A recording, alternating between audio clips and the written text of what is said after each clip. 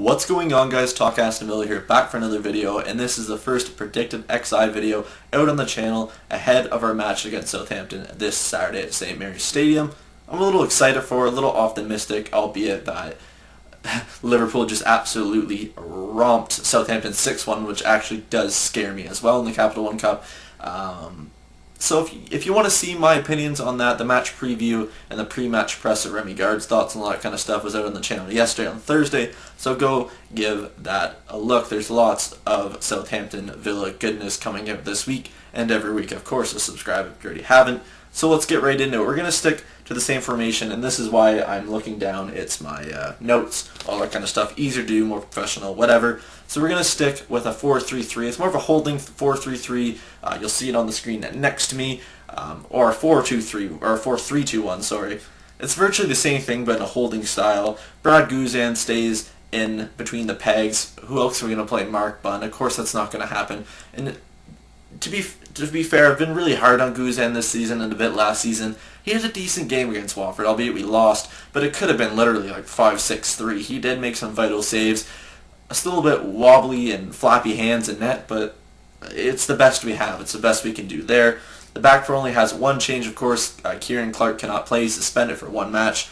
He's back on the 16th of December, I do believe, if I'm saying that correctly. So back four of Hutton, Richards, Corey, who steps in, obviously was a substitute last match, and Richardson. I don't want Richardson anywhere near the first team. We don't have another left back. What are we going to do? Mavi's hurt. I don't know what the recall situation with Sissoko was. I thought it was going to go through, but I guess it's not. So that's that. And a holding mid three that hasn't changed, which let me know in your opinions what your predicted XIs are below. But my middle three hasn't changed for the Watford game of Veretout, Sanchez, and Ghana, or Trezeguet, whatever you want to call him. And I think the big one here is Carlos Sanchez. I mean, he had a piss poor, and I mean piss poor game against Watford. Slowed up play, neglected anything really going forward, lost the ball, didn't defend well, but I mean in the game against City he was outstanding and that deserved his spot against Watford. So I guess my question to you guys, do you think Carlos Sanchez should be starting? I guess it could be Westwood, but against the Southampton team that obviously has had two mixed results of late, and just losing obviously against Liverpool 6-1, with a favorable starting XI with some of those players, should we be playing him? I mean, if he can play the way he did against City, we'll be fine. But if he plays against like he did against Watford, I mean, what are we gonna do essentially? I see him more as a defensive unit, and I favor him over Westwood defensively. Westwood's good at stringing balls, and I don't know how to go into this game. I think we should go a little more defensively, especially if Southampton come a little PO'd after that big romping tonight. And then a right wing, left wing, or right mid, left wing duo change here. Scott Sinclair stays in, but Adama Traore comes in for Heel. Heel had a piss poor game. If we're going to do anything, he should be playing in behind the striker. I don't see him really as a right midfielder. He just didn't have it.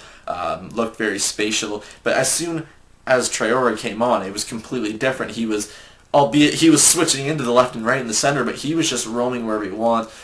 There was one instance where he drew a foul, but he got past three players, and it was just pure pace, pure skill. And I mean, we have to bring him in for this match, especially with Southampton's back four being a little shaky of late. And of course, Jordan Ayew keeps his spot. Scored a goal. I think he has to really keep his spot because of that.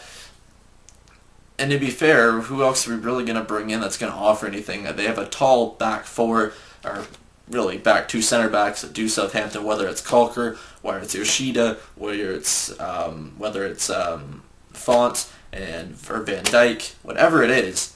Those back four, they're tall players indeed. So I don't think a tall striker like we have would be anything. I think we need quickness, and Ayew brings that indeed. So what's your predicted XI?